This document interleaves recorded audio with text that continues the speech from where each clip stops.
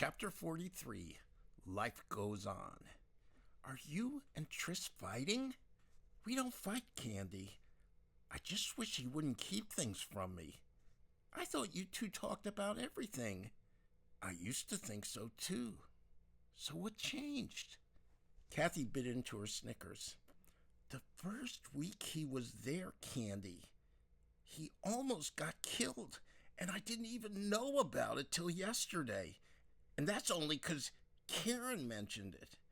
And when she did, he says right away, "Let's talk about something else, Mom." So what's the deal? Kathy sighed and shook her head slowly. He was at Campbell Hall at UCLA talking to Yvette with Reverend Waters, who's also black. Yvette's all caught up in the black power thing ever since Tris's brother died in the war. She went outside to talk with him, but the guy I told you about that Leslie and I ran into, who was really hostile and wouldn't look at us, he was there too, and he started threatening Brother Waters, who's from Philly originally and used to be a drug dealer before he became a minister and started Dare to Be Great after his mother got cancer and died. Whoa, Rumi, slow down. This other guy starts hassling Tris and the minister, right? 'Cause they're talking to Yvette? Yeah, Brother Waters thinks he can calm him down. But the Panther guy, his name's Blair Childers, he punched Brother Waters right in the face, and he had brass knuckles on, so he broke his jaw and knocked out 3 teeth, too. Tris ran over to try and break it up, but by the time he got there, Waters was lying flat on the ground, and there was blood. When Tris tried to help him up, Childers grabbed him from behind and started choking him. But Tris kicked him in the knee and dropped him with an uppercut, so now Childers is on the ground, and he's hollering for Yvette to shoot Tris. But she wouldn't do it, thank God. And then there were shots fired in the gym, and all hell broke loose. Oh my, what a mess. So what happened then? There were cops everywhere, Candy, and sirens, and 2 dead bodies. They arrested Yvette and Childers too, and they took Brother Waters to the emergency room. They released her after 3 days, but Childers is still in jail. Yvette moved in with an older couple that attends Reverend Waters' church, and she's working for his wife now in the office. I'm trying to picture Tris kicking that guy in the knee. It's kind of hard to imagine. I know, Candy. This whole thing is so crazy. Yvette's got a gun, and here's this guy telling her to shoot Tris. What if she had shot him? Candy knit her brow. Did you ask him why he didn't tell you about it? Yeah. He said he felt terrible that he'd hurt someone. And what did you say? That I worry about him, especially after what happened to his brother and his father. Grandma Rose says bad things always come in 3s. I can only imagine what Karen goes through.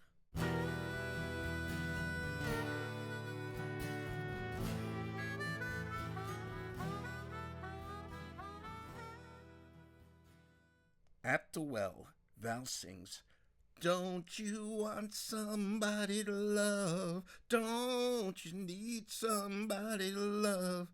Wouldn't you love somebody to love?" Pete replicates the Jorma Kekkonen lead. Then Tris takes off on an improvised solo that leaves everyone scratching their heads in awe. "I sure wish I could take you with me on Tuesday, Tristan," Val says. "I might be available," Pete says. "I'm on at 8, Val says. "They're paying me, Pete, $25 plus tips." A whistle blows upstairs. "Good old Connie," Val says. "Once you get past her arrogance and her obnoxious behavior, she's a pretty cool chick." Kathy sits beside Tris as they ride to Arthurdale. Gabe, Heaven, Val, Betty Lou, Eric, Conchita, and Pete write in back. Betty Lou tells everyone how nice the new pastor is. I've been leading worship with my auto harp, Tris. How'd you know it was the perfect gift for me? I just thought you'd enjoy playing it. Oh, I do. And Val just loves her keyboard. And I love my harmonica, Gabe says. Did you bring it? Tris asks. Yep, I can play it at the end of my song when you and Pete cut loose. That's going to be so awesome, Heaven says. Wellspring's show in Arthurdale is full of new songs, plus 2 brand new comedy sketches written by Frog and Leslie. For encores, they sing All You Need Is Love and Charlie Brown by the Coasters, with Frog repeating the signature line, Why's everybody always picking on me? Back at the well, Kathy stays close by Triss's side as he discusses various matters with Frog, Leslie, Pete, Heaven, Val, and Betty Lou. Conchita and Eric converse in Spanish. Betty Lou introduces Gabe to the new pastor, John Parrish, as the Jewish member of the group. I hear you're writing a movie that you and Heaven will be starring in, Parrish says.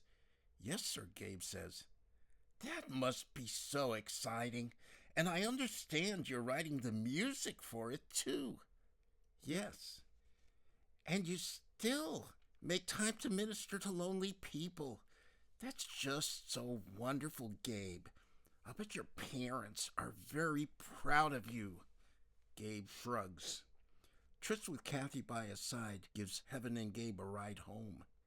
He declines Heaven's invitation to stay for tea. He says he needs to head back to Philadelphia. Heaven put the teapot on to boil. They just needed some time alone. Gabe nodded. How are you, dear? Getting better every single day, Gabe. How are you? I guess I'm okay. You look better, and your new song is really beautiful. I expect I'll be hearing you on the radio one of these days. Then I can say, I knew him when he was a starving young artist. Not that you've ever been about starving, at least not for food. I'm glad you qualified that. I think I'm going to take a walk, Heaven said. Feel like coming along? Where to? That's for me to know and you to find out. Along the road to Cross, they talked about their hopes and dreams. I can't wait for filming to start, she said. I used to dream all the time about being an actress. I just want to finish the screenplay.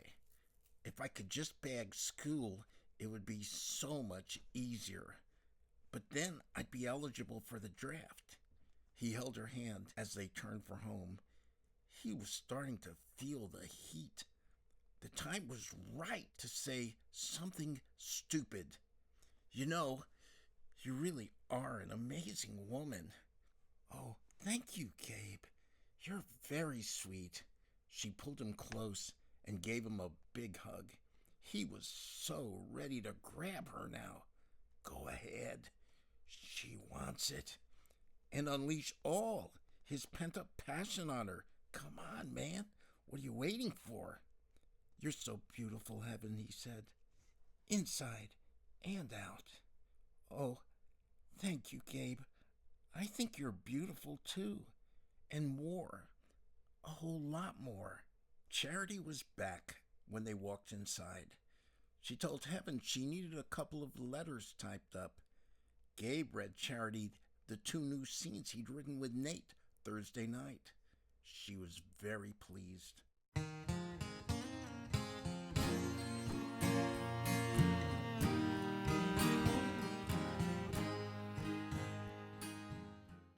Ginny called Kathy Sunday night. She and Link had just moved into their new apartment. It's in Shadyside, a little small, but we don't need a lot of space right now. So you had a nice time in Charleston? Oh yeah, Now I'm back in school, which is kind of neat because I do all my studying while Link's at work, and then we just have an amazing time when he gets home. Boy, you sound happy. 'Cause we are. How are you and Tris doing? He's wonderful. Do I hear a but in your voice? Well, what? Jin, I feel like I'm losing my mind. I hate it when he's gone, but when he's around, there's always other people craving his attention, and I just feel like a fifth wheel. And then he has to leave again. Did you tell him? No. Why not? I don't know, Jin. I don't want him to think I'm a little crybaby. Is that what he'd think? If he did, he wouldn't say so. He'd be totally understanding and promise to pay more attention to me. But I just hate to lay that on him. And I just found out yesterday he was in a fight the day the two Black Panthers got killed at UCLA.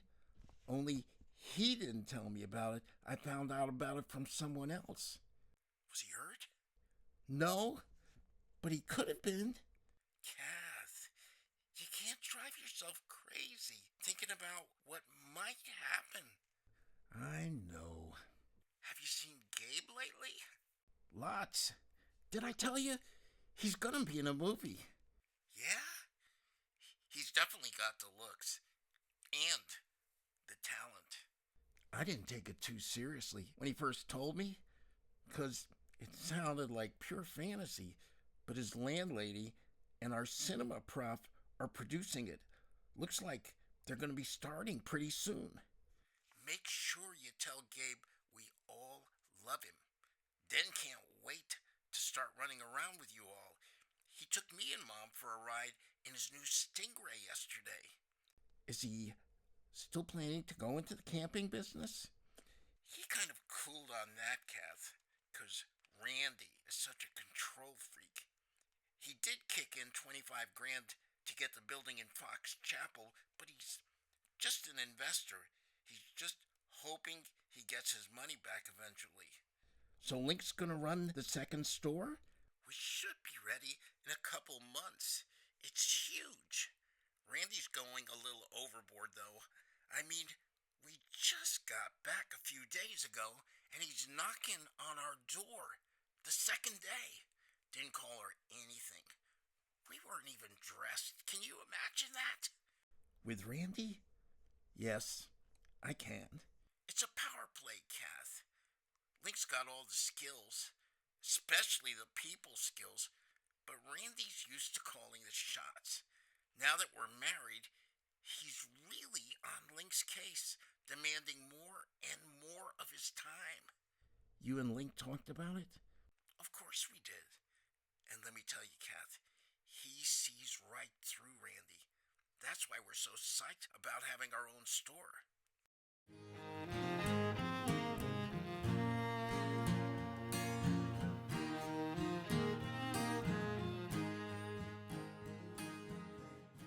Hey, look, Candy said.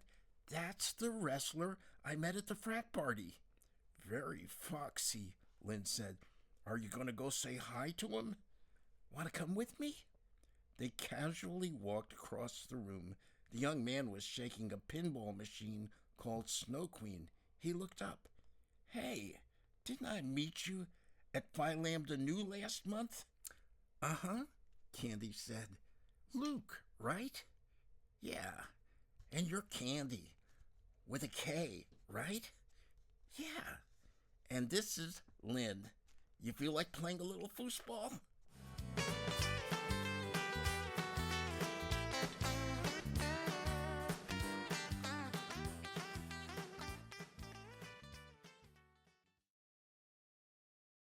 Chapter 44. Hello, Cliff. Goodbye, Harvey. Dr. Clifford Hunter was 62, a squat and muscular black man. He had short gray hair, balding on top, and a kind face crowned with a pencil-thin mustache and piercing brown eyes. He sat erect in his wheelchair, oozing strength and confidence. "So tell me, young man, how do you prefer to be called? Gabriel? Gabe? Do you have a nickname?" "Gabe's fine, Dr. Hunter. Call me Cliff." "Okay, Cliff. I need to let you know, Gabe, whatever you share with me today won't leave this room. Let's say you tell me you're smoking reefer every day and popping acid on the weekends. We'll talk. But Miss Green won't hear a word about it. I'm here for you, to help you with your life. Because according to Miss Green, you've been feeling depressed and overwhelmed lately. Is that how you've been feeling, Gabe?" "Yes, sir. I've never had so many great friends in my whole life and more cool things to do, but I can't keep up with school worth crap. And when I'm not out playing music or doing things with my friends, I just feel like crying." "Do you cry a lot?" "No, but I feel like crying a lot." "Do you feel like crying now?" "No, it's when I'm not around people I want to cry." "Don't you like being alone?" "Most of the time I don't mind, but I feel like I should be happier than I am. But it feels phony pretending I'm so happy when I'm really not. I just don't like phonies. Not that anybody's calling me one, but I feel like one sometimes." "If you were someone else looking at you, how would you describe what you saw?" "How would I describe myself?" That's a hard one, Dr. Hunter. Cliff. "Okay, Cliff. Let's see. I'm kind of different. I'm kind of wild. I love to play music, and I'm also very attracted to beautiful women. I'm good friends with several amazing ones, but I never wind up with the one I want, or if I ever do, she always dumps me for somebody else. Is that what someone else would see if they spent some time with you?" "Oh, I see what you mean. I get it now. Okay." Gabe twisted his lips. "I see a guy who is musically talented, very creative, with a lot of energy, and basically a nice person and funny. But he's insecure, okay? He's very insecure, and he doesn't know where he's headed, or maybe he's so insecure because he doesn't know where he's headed. He's just confused about life." "That's better, Gabe. Do you have anyone specific in mind who sees you that way?" "Well, the woman I consider to be my best friend, I think that's how she sees me, because we have 2 classes together, and we belong to the same group of entertainers that goes out and performs at nursing homes. And we do things for senior citizens around town, too, like shovel their walk and walk their dog and stuff like that, along with some of the local teens." "Let's back up just a little, Gabe. Tell me about your friend and why you consider her to be your best friend." "Her name's Catherine. I call her Cat, and she is one gorgeous lady, Cliff. She reminds me of Julie Christie, or sort of like Peggy Lipton from the Mod Squad, real quiet like that.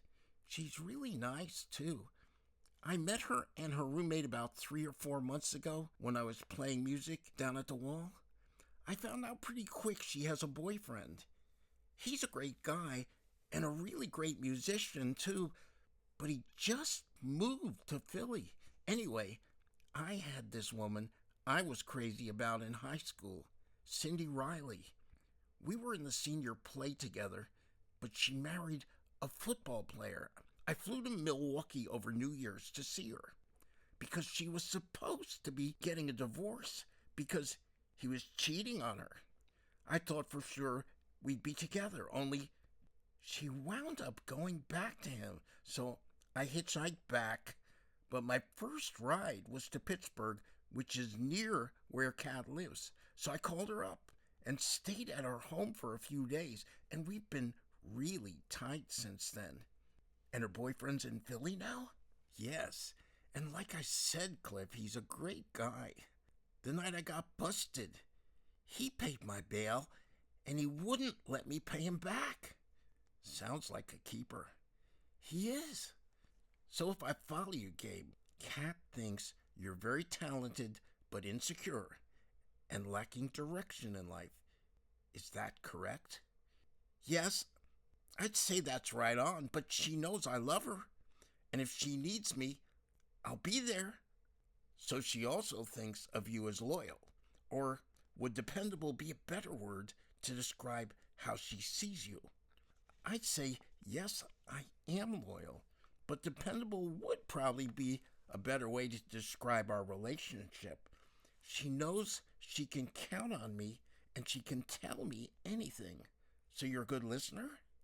I guess you could say that. All right, here's how Kat sees Gabe.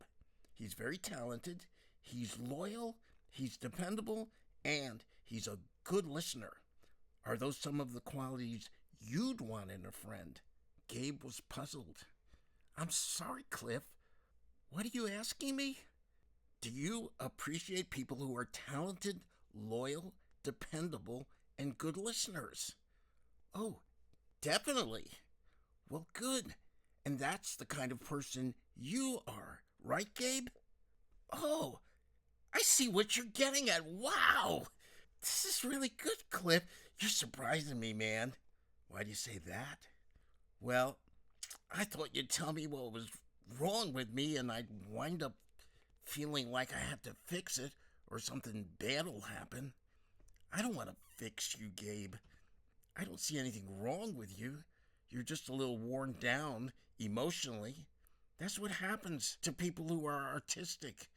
They take in a lot and it wears them down. Let me ask you a question. Go ahead. Is there anyone in your life, a friend, an associate, or a family member who tells you there's something wrong with you? Definitely. Your parents? Yes. Well, they say that I need to grow up. I need to make better grades and develop a marketable skill so I can get a good job. Okay. What else? That I'm lazy. Anything else? Well, they don't care for my music or my friends or the fact that I want to play music. Why not? I don't know. My mother used to teach music and she can play violin and piano. She's really good too. But it's all classical and opera, stuff like that. She doesn't like the Beatles or pretty much anything that I like. Interesting. And they don't like your friends? Does that include Kat? They don't know her, Cliff. But Kat's mom sent pictures of us because they gave me a new suit. And my mom told my dad to tell me to make sure we use birth control and we're not even having sex.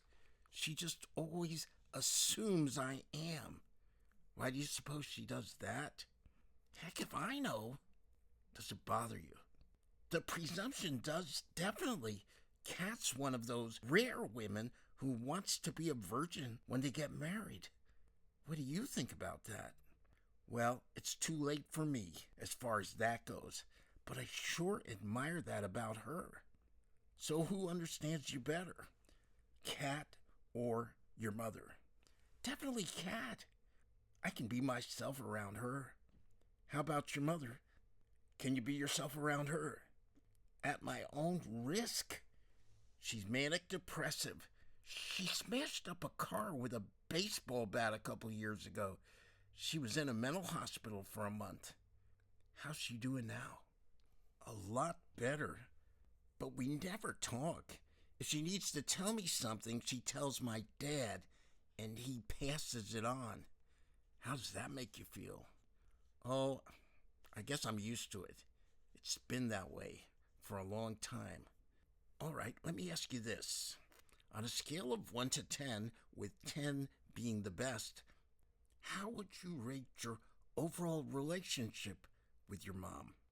If 5 is average, I'd say we're around a 2. How about with your dad? 5, maybe even a 6. We get on okay. He doesn't put me down like she does. But his attitude is like I'm just going through a phase and eventually I'll wise up. He's never been at all interested in my music, but I can talk about sports with him all day. After they had talked for a solid hour, with Cliff asking the questions and Gabe supplying the answers, Gabe felt better about himself than he had felt for a very long time. They shook hands. Remember, you're a winner, Gabe. I'll see you next Tuesday. Now go have some fun.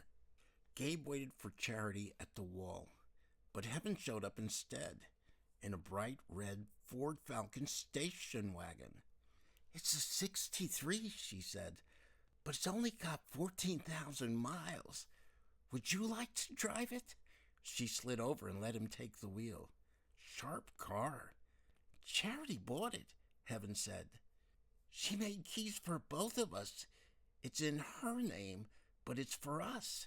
We don't even need to ask her permission, and she's paying for the insurance. She said, just take it when you need it and take care of it. Can you believe that? This is incredible. Where is Charity? She'll be back tomorrow. How was your counseling? Way better than I expected. I'm pretty sure he's a Christian, but we didn't talk about God. Just about how my friends know the real me and I'm not who my parents think I am. So I need to stop seeing myself through their eyes. I still have most of the money I got for modeling on Friday. Want to go out for dinner? Heaven started laughing hysterically. Just what is so funny, girl? It's just too hilarious, Gabe. She struggled for air. I don't get paid to take off my clothes anymore, but you still do.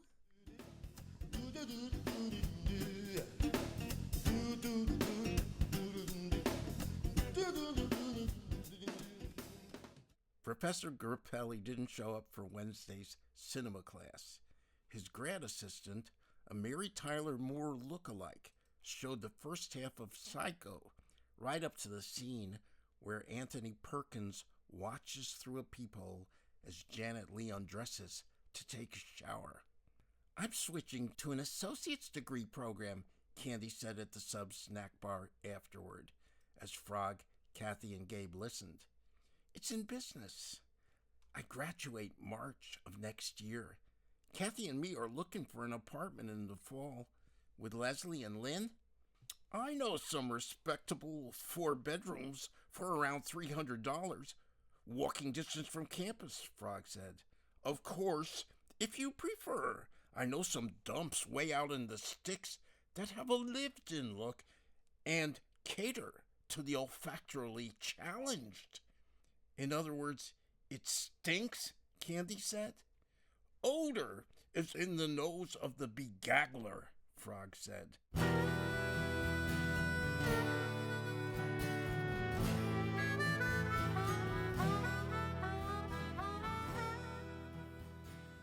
Eric Lamb sipped his herbal tea thoughtfully as he sat in John Parrish's office. We did a couple of what you might call energy audits on Saturday, John. We sealed up windows that were leaking and found other ways to keep the heat from escaping with plastic and weather stripping. It means saving money on heating, and it really adds up. I did a quick cost analysis. There are approximately 1,500 senior residences in Cross, and the average cost for doing an audit would be $36.80, including materials and labor. The average savings per household would be over $180 a year, and that's a conservative estimate. Parrish punched his adding machine. That's $55,200 to do 1,500 homes, Eric. There's less than 3,000 in the account. But if we do about 30 a week, it's only about $1,100 a week, John, and we'll have them all done in a year. But Wellspring's not bringing in nearly that much. Conchita and I are putting a band together to bring in the extra money. What about a grant? We discussed that, but some of the others, Valerie in particular, are worried that the government might try to take over Wellspring. Not necessarily take it over, Eric, but when you get government money to help people in their homes, everything is very regulated. It could be more of a headache than it's worth. You might not have much time for anything else. It is a wonderful idea, but you have to ask yourself, is this why we go out and do what we do? Obviously, John, if we do it to make money, not because we can make people happy, then we're in it for the wrong reason. But if you can seriously help a few people, John, it's hard not to want to help everybody, especially when it costs so little to help one.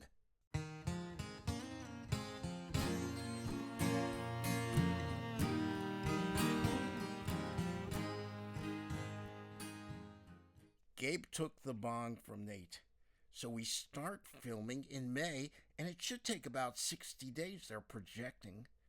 Praise God, Nate said. Charity says we'll each get $500 when this baby's finished. Plus, you'll get $75 a week for the filming.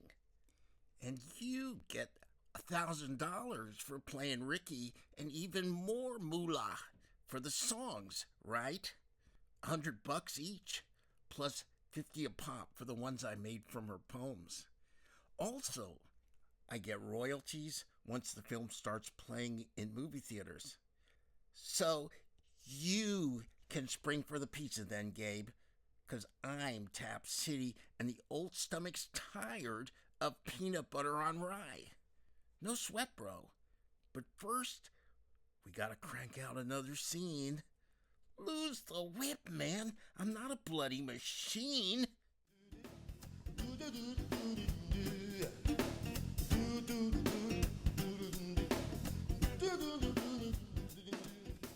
Lynn bit into her donut. He likes you, Candy. I like him too. Want to go see the match with me? Sure. I've never been to a wrestling match before. Well, it's not like on TV. What weight class is he? I didn't know they had weight classes. Of course they got weight classes. You don't think they're going to throw some 105-pound shrimp in against a heavyweight, do you? I just hope my weight isn't going to be a problem for old Luke. If it is, Can, he ain't worth keeping. But he's so darn cute. True, but you're pretty darn cute yourself.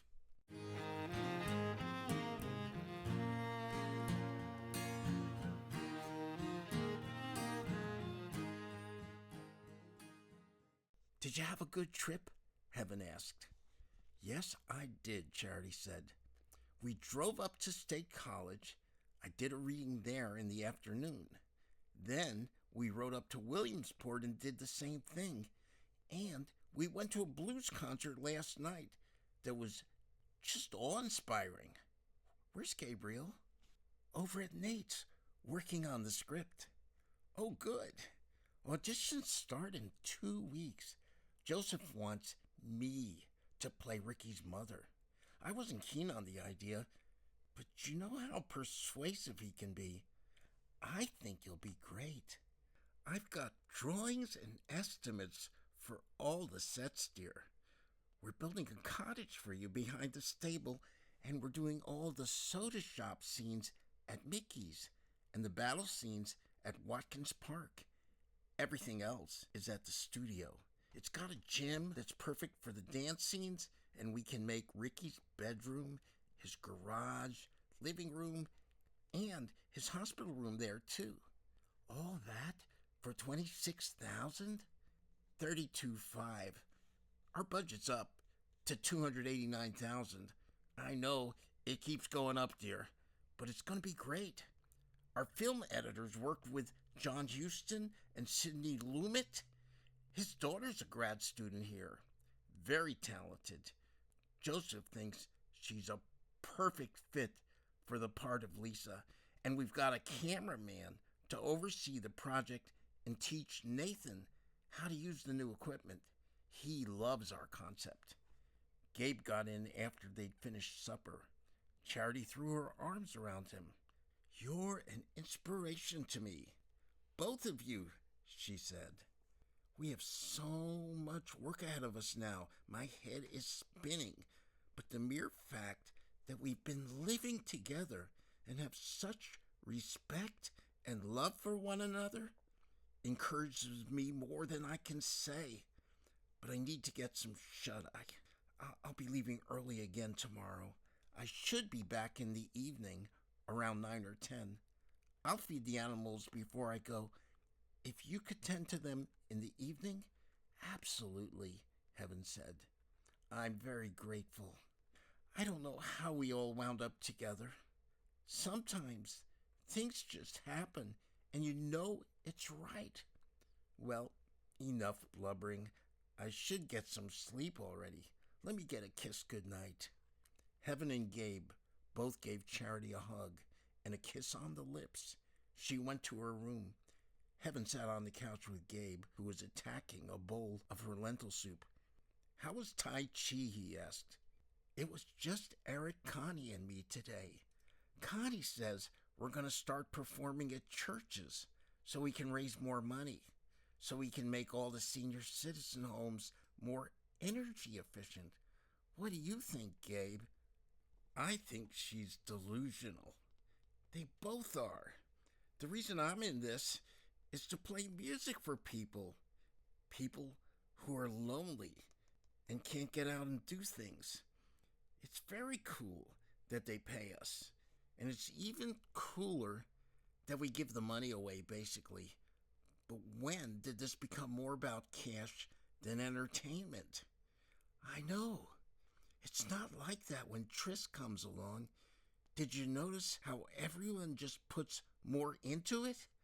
I sure felt different, like I could fly. And when Pete and Tris were playing those leads on your song, it was incredible. Even the puppets had more snap. Tris just seems to pump life into whatever he does. Know what I mean?" "Definitely. He's the catalyst. He always brings something out in me that I didn't even know was there." "That's what I'm talking about. I don't know what to call that, Heaven, but it's good. I'll never forget when he came to get me at the jail, and we went to see you the next morning. Believe me, I remember too. I was fighting an urge to kill myself because it seemed like my mess was never going to get any better. I just wanted out. But then Betty Lou walked in with Frog, and you were there, and Kathy and Tris, and I felt, well, almost normal. But then Mama said she wasn't coming, and she said I was a whore. That really hurt. And I was sure I'd played myself out of the lineup with our troupe, too, but you all wouldn't give up on me." "No way, Heaven, 'cause you're one beautiful, fantastic person. I'd do anything for you." She began to cry. They sat on the couch, holding each other. Again, Gabe's mind swung into overdrive. He was enthralled by her extraordinary body, her high cheekbones, sad eyes, and delicate mouth that puckered when she was deep in thought. He longed to kiss her. He yearned to bury himself deep inside her. He was a hair's breadth from making his move when the phone rang. Heaven stood quickly and walked into the kitchen. "Oh, hi," she says excitedly. "We were just talking about you." Gabe walks into the kitchen and stands next to her. "He did? Oh, I'm so sorry. Where? Okay. Yes, he's right here. I'll put him on." She whispers to Gabe that Harvey died. "All right, Tris. I love you too, honey. Thank you. Here he is." "Hi, Gabe," Tris says. "Hey." Gunsberg. Harvey passed about an hour ago. There's a memorial on Saturday at 11. It's at Squire's Funeral Home across from the Weiss Market. Can you call Betty Lou for me? And Eric? Sure, Tris. Are you okay, bro? I'm okay, Gabe. Thank you. He went very peacefully. I'm glad you got to meet him. He really enjoyed your visit. I love you, Gabe. Pete and Mom send their love, too. I love you too, man.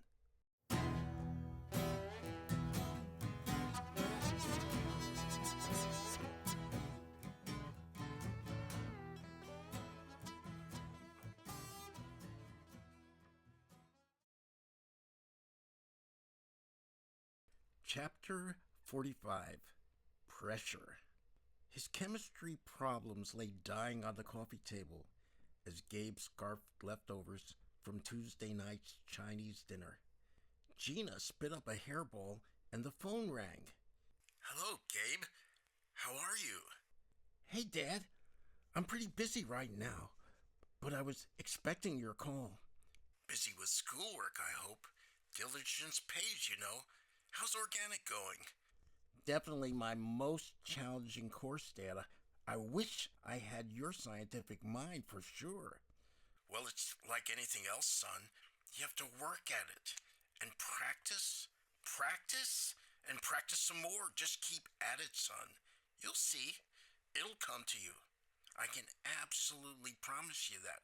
Okay, Gabe? Well, I appreciate the pep talk, Dad. Probably just what I needed. So, we're putting Gil on the 7:15 bus Saturday morning. It gets in just after 11, okay? I'm going to a funeral, Dad. It starts at 11, but I'll figure something out. I'm sorry, Gabe. Who died? An older friend. Just met him recently, but he was a real close friend of Kat's. We're all planning to be there. We can arrange a cab to take him to wherever the funeral's being held. Gabe gave him the address and phone number. Your mother wanted to say hi, too. Try not to upset her. Okay, Gabe? Here she is. Hello, Gabriel. Your father tells me you're putting more effort into your studies. I'm trying to, Mom. Are you excited about going to Israel? Of course I am. So tell me this, Gabriel. How are the grades looking for this semester? I'm optimistic, Mom. Your cousin George, as I'm sure you know, is on the dean's list at Princeton. I expect no less of you. I get that, Mother. Now, I don't need to tell you that Gilbert is only 14 years old. You'll need to keep a close watch on him, Gabriel, and please, could you kindly restrain yourself from the foolish kinds of behaviors young adults indulge in so freely these days? You know, he's going to tell me about it sooner or later.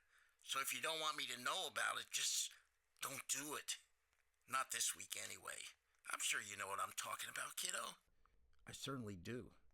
Well, good. Because this is your chance to redeem yourself after all that foolishness you and Lawrence got yourselves into. Look at where it got him. Is that what you want? To be a drug addict and waste all that ability you have?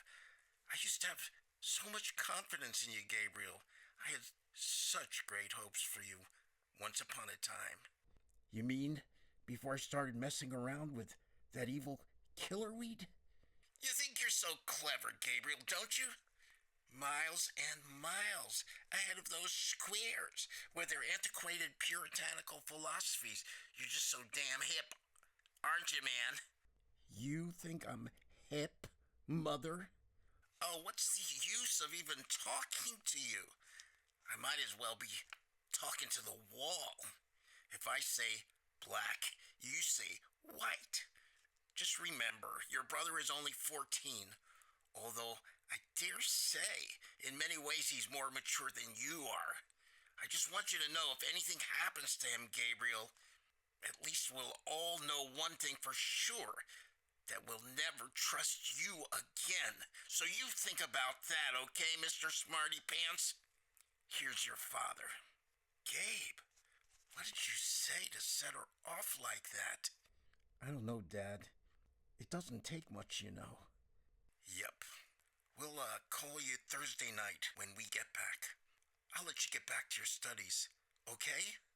Too angry now to even try to study, he stomped out to the stable and smoked a joint. Significantly stoned, he went on an eating binge, starting with a mushroom and cheese omelet, followed by a grilled cheese sandwich, some frozen egg rolls, and several spoonfuls of crunchy peanut butter. Then he had a chocolate milkshake and tried to calm himself by playing his guitar and harmonica. He drank another milkshake and dialed the phone. Kathy was out. He talked to Candy instead. He tried to sound casual on the phone. He didn't tell her he was bummed, but she knew and gave her usual black and white assessment. I'm surprised you didn't tell her to go screw herself. I would have. I was just trying so hard to have a pleasant conversation for once. Yes, Gabe, but she doesn't want a pleasant conversation. She's got an axe to grind, and you're the grindstone. Don't you get that? I just want things to be different. Yeah, I know. But you can't change people.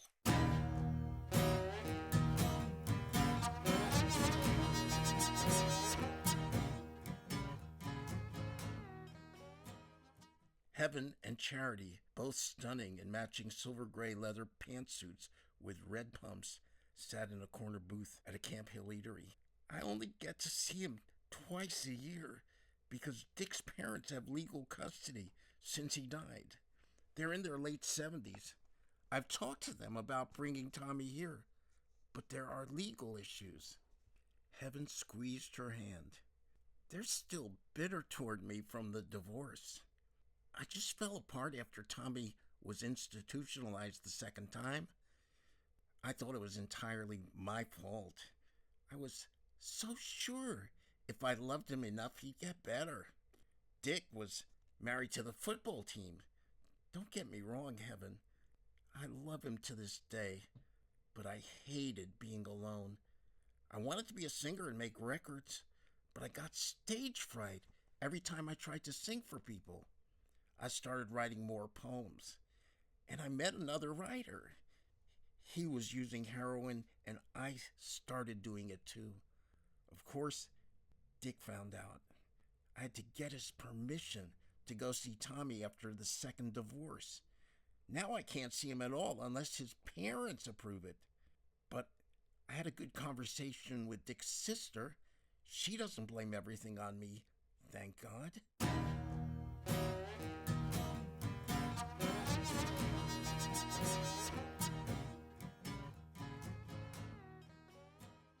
In cinema class, a girl freaked out during the infamous shower scene at the end of Psycho. She had to be taken to the infirmary. Undressing later for his modeling session, Gabe felt unusually self-conscious. He wondered who was watching him. When he returned home, Charity invited him and Heaven to go out to dinner with her and Grappelli. They rode up in her Porsche to a restaurant in Pringle. As Charity had warned, Grappelli was ready to completely take the movie over. Gabe assured him he'd have the script ready in 4 weeks. Grappelli said he needed it in 3. Charity interceded. 4 weeks is already a big stretch. Stretching is what this medium is all about, Charity, said Grappelli.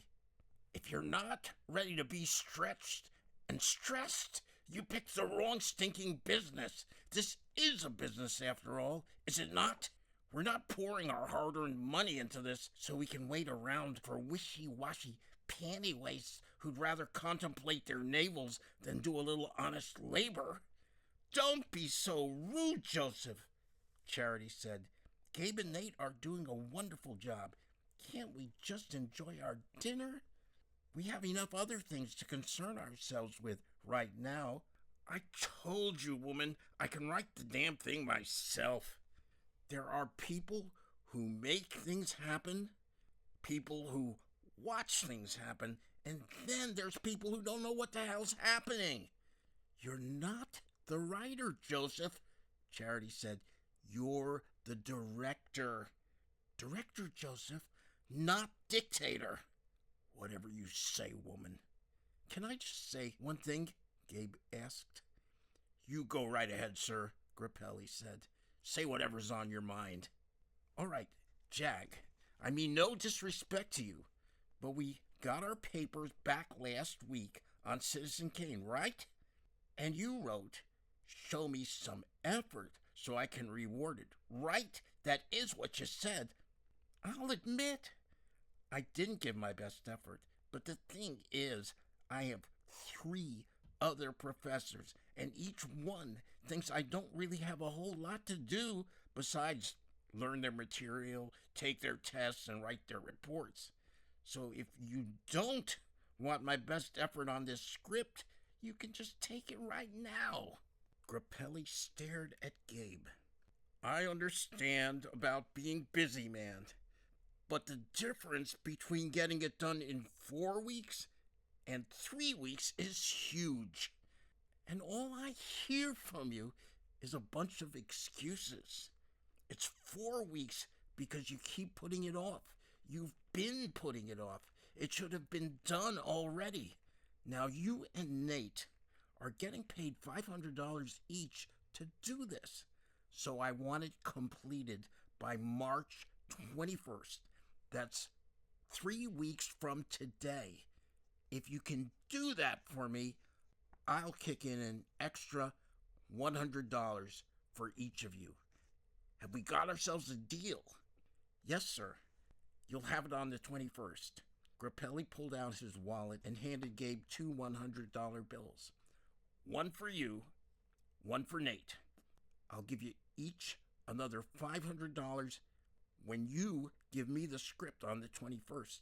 After that, it's $400 each. So don't disappoint me, Gabe.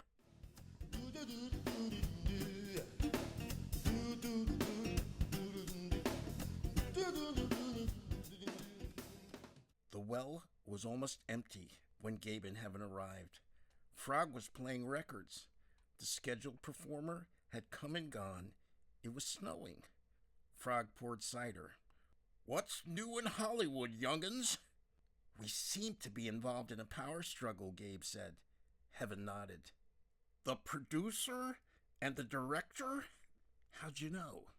My dear fellow, Frog sees all, knows all. This movie represents sweet vindication for our instructor. As director, this is his opportunity to prove once and for all that everyone who passed him up before was deceived, deranged, and deluded.